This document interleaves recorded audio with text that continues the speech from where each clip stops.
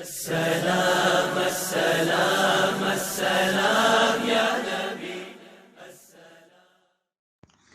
السلام علیکم ورحمۃ اللہ وبرکاتہ. بسم اللہ الرحمن الرحیم. اللہم صلی علی سیدنا و مولانا محمد وبارک وسلم. سوال: نماز میں اگر الحمدللہ یعنی سورہ فاتحہ یا سورہ فاتحہ کے بعد سورت ملانا بھول گیا اور رکوع میں یاد آ جائے تو کیا کرے؟ کھڑے ہو کر پڑھے یا پھر سجدہ سہو کر کے نماز ختم کرے؟ جواب: الحمد پڑھنا بھول گیا اور سورت شروع کر دی اور بقدر ایک آیت کے پڑھ لی. اب یاد آیا تو الحمد پڑھ کر سورت پڑھے اور سجدہ واجب ہے، یعنی سجدہ سہو واجب ہے. یوں ہی اگر سورت کے پڑھنے کے بعد یا رکوع میں یا رکوع سے کھڑے ہونے کے بعد یاد آیا تو پھر الحمد پڑھ کر سورت پڑھے اور رکوع کا اعادہ کرے اور سجدہ سہو کرے باہر شریعت.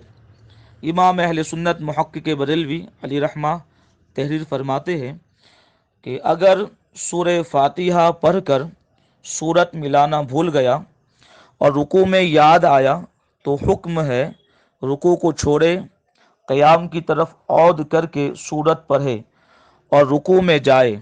حالانکہ واجب کے لیے فرض کا چھوڑنا جائز نہیں، ولہذا اگر پہلی اتحیات بھول کر پورا کھڑا ہو گیا اب عود کی اجازت نہیں، مگر سورت کے لیے خود شرع نے عود کا حکم دیا کہ جتنا قرآن مجید پڑھا جائے گا سب فرض میں ہی واقع ہوگا، تو یہ واجب کی طرف عود نہیں بلکہ فرض کی طرف.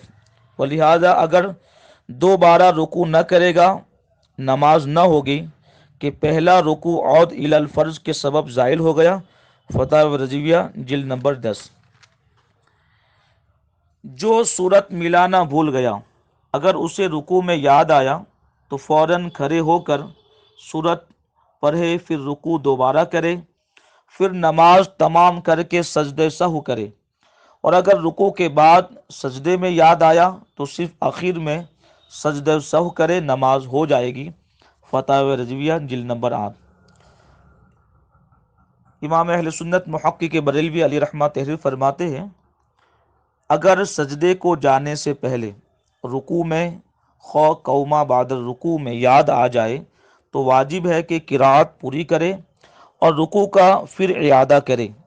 اگر قرات پوری نہ کی تو پھر قصداً ترک واجب ہوگا اور نماز کا اعادہ کرنا ہوگا. درِ مختار میں ہے وَلَوْ تَذَكَّرَهَا فِي رُكُوعِهِ، یعنی اگر اس کو سورت رکوع میں یاد آئی قرأها تو وہ اس سورت کو قیام میں پڑھے گا، اعاد الرکوع اور رکوع کا اعادہ کرے گا.